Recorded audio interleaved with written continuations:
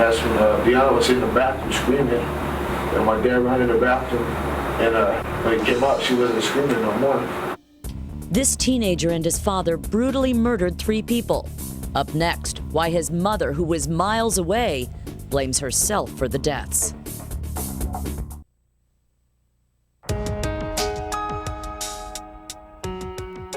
So I took my gloves off because they have blood all over them. And I threw them in the jacket with my knife, and I threw them in the river. Admission from Billy Neal Jr. What was this teen's role in vicious stabbings of a pregnant woman and 2 men? 143 stab wounds, 3 dead, no suspect, a rattled town, and a rookie Klickitat County detective who'd never seen a murder is asked to solve the case. And Billy Jr.'s mom, Ellen, had wanted to hear the truth from her own son, face to face. It's been a few years and that hasn't happened. Ellen hopes hearing his words today for the first time will help her healing begin. Now, warning, his detailed description of that New Year's Eve nightmare 4 years ago is very disturbing. I came up stabbing, trying to stab somebody. I was stabbing, I think it was Deanna. I heard somebody screaming real close to my ear. I think I was stabbing Deanna then. And then so I stopped and I went to find Carlos. He was over by the window. I started stabbing him again. We're listening to that, and you're listening to that, and you're tearing up. Yes, that's the first time you okay? I actually heard it, yes. Fine, thank you. Watching your son talk like that. Yes. Many of your friends and family have no idea about this, do they? No, actually not at all. Why? Well, I have a few people that did know at the very beginning, but we've lost them as friends. And my daughter told one of her friends at school, and her parents said that she was no longer to hang with my daughter. So we decided to keep it within the family. They don't realize that your son is a killer. And that's probably a hard thing for a mom to say herself, isn't it? Yes, it is. Does it help to talk about it? I talk about him. I talk about him a lot. I tell people he lives up north by Canada, because that's where he lives. I just don't exactly tell him why he lives there or where he lives. That he's behind bars. No, I don't tell people that. Mark in our audience had a question for you. Yes, Mark. I was just wondering if you feel like it's you take any fault for what happened, being his mom? I feel very guilty at times, especially because I sent him to his father. And it did happen with his father, so I do carry that guilt. You sent him to his father. When you say that, he was living with you, and Yes, what happened? He turned 18, he was working for the forestry department, and he messed up that job, and I was very angry with him. I bought him a bus ticket to Klickitat. I got a hold of his father. I gave him his father's phone number and the bus ticket, and I sent him. Now, you know, you don't have to feel bad about that. I mean, that happens all the time. Yes. Mothers and sons, sometimes tough. I know, but I still feel guilty. Just the guilt I carry. Today is also the first time that you have met Detective Erik Anderson, and Yes. this is the person who figured out who did these He's crimes, the one who solved the case. Yes, he did his job, which means he's the one who helped put your son behind bars. but he didn't do the crime. And Erik, this was a tough thing for you. You were, shall we say, out of your league when they handed you this case? Right. I've always been the first to admit that I was in way over my head when this case started. So you arrive at the scene after never having seen a homicide in That's your right. life. Right. Rookie detective, and what do you see when you get there? Well, first of all, this happened only about 2 blocks away from my own home. And I get a call at about 4 o'clock in the morning talking about a man in a pool of blood a couple blocks down the street. And so I throw on my uniform and jump in my car and go down there. And really, it's an unreal scene. Even as a cop and the things you see as a cop, when you see something like that, it's really surreal. So describe what happens. You arrive at the house near your own house. You walk up. Do you see anything outside? Oh my gosh, look at this footage. That's Yeah, what you That's saw. outside?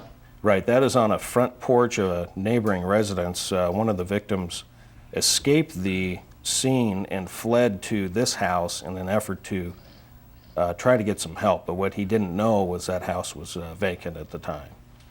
So on the porch, is there anybody there when you get to the house? Right. One victim, Juan Olmos, is laying in his boxer shorts, dead on the porch in this pool of blood that you've seen there. What are you thinking at this point? This is a small town. This isn't supposed to happen in small towns.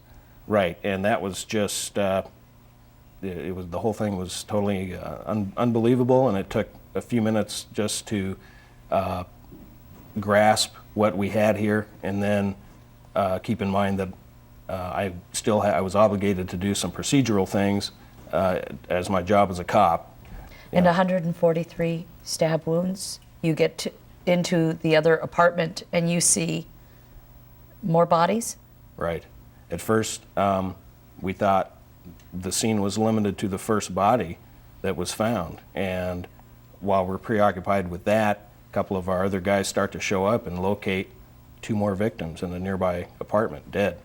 So now we had a triple homicide. A woman who was how many months pregnant was one of the victims? Right. She was about 4 months pregnant at the time.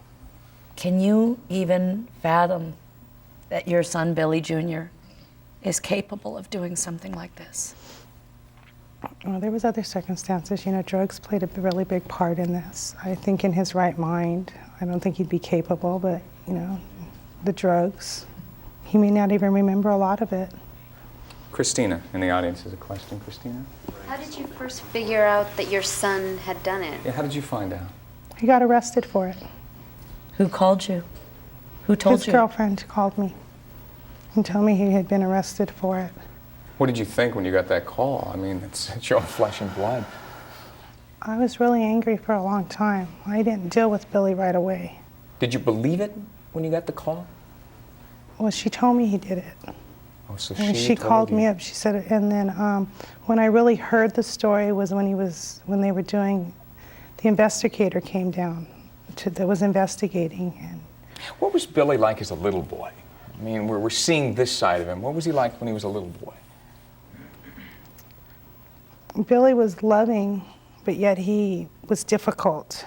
He was always very difficult. He always wanted to go with his dad. He was very, very rebellious of me. We struggled. Me and Billy always struggled. I put him through several programs. He did a lot. I went through a lot of programs with him. I had him psychologically evaluated when he was 12. I sent him to the boot camp at the Camp Pendleton. It was a 2-week program. He went to that. So there he'd he been is, troubled. right there. He's on TV right there. That's when he was at Camp Pendleton, right there. You're But he's smiling had when you look troubles at his him. whole time, huh? You know, he walked so straight and said, "Yes, ma'am," and jogged 2 miles for 3 months after that. That was one of the better times with Billy. Yeah. But this was not solved immediately. You'd been on the force for only 12 weeks as a detective when you were Actually, at the time this happened, we didn't have detectives. We had a group of about 12 deputies that handled patrol calls and were country cops. So right now It's you've got a rural area. murder, you've got 3 victims. Right. You've not done this before, and you got to go find the evidence. We'll talk about that next.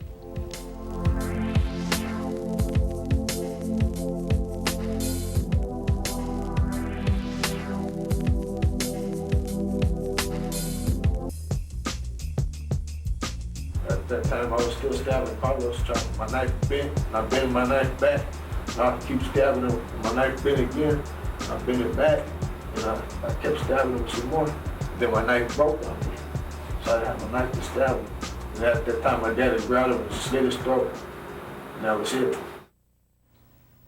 Billy Neal Jr. talking about a murder he'd been involved in 2 years earlier, and today his mother Ellen is hearing this confession for the very first time and hoping that this will help you get some closure and move on with your life. And let's go to Justin in the audience who has a question for you. Yes, Justin. Yeah, I was just wondering, you're watching this video of your son talk about this thing he did. What's your reaction to that? Well, my stomach's really upset right now, to be honest with you. I'm a little sick. And when you see Justin, he's close to the age that your son was when he Yes. did this. It's gotta. Oh, I'm struggling here. Are you? Yes, I am. Does it bring back memories of the better times? You said you struggled all along with him, even in kindergarten he got kicked out. Well, yeah, he was a challenge. He was much of a challenge. Were there good times? Oh yeah, there was good times. You know, Billy, it was structured and I think it all depends who was in his life, what teachers were in his life. There was times he went a whole year with never getting in trouble. He just took a lot of patience. You know, most people don't have patience. Detective Anderson, we're hearing how Ellen feels sick hearing the confession, but you must have felt nauseous when you arrived at that scene and found 3 bodies, but you also found a very young survivor. Right. In the apartment nearby where we found the 2 other victims, there was a daughter of the female victim, 1.5 years old, that we found unharmed in the dark. What was she doing? How did she escape? Either they didn't see her or decided not to harm her, and being only 1.5 years, she was powerless but to just simply remain there. Was she covered in blood? No. Was she crying when you got there? Another officer actually found her and brought her out, but she was turned over immediately to Child Protective Services and got out of the scene as quick as we could do that. But from what I understand, you know, at that age, really wasn't old enough to comprehend what had gone on around her. But how mixed this must make you feel, knowing that she survived, so thank goodness a 1-year-old survived, but that a 1-year-old may have witnessed this horrendous crime. Well, I'm hoping she didn't. Yeah. Billy, after you get through with this, does he come up on your radar at all at the beginning? Is he acting odd? No, not at first. And this town only has about 300 people in it, and where this happened was right in the middle of the town, and it made some noise, and there was some commotion, and even with all that, we really didn't have any witnesses. And so we really had to start from scratch as far as an investigation was concerned. That's hard to think. 143 stab wounds, body outside somebody, and Nobody saw anything? it? Yeah. That's right.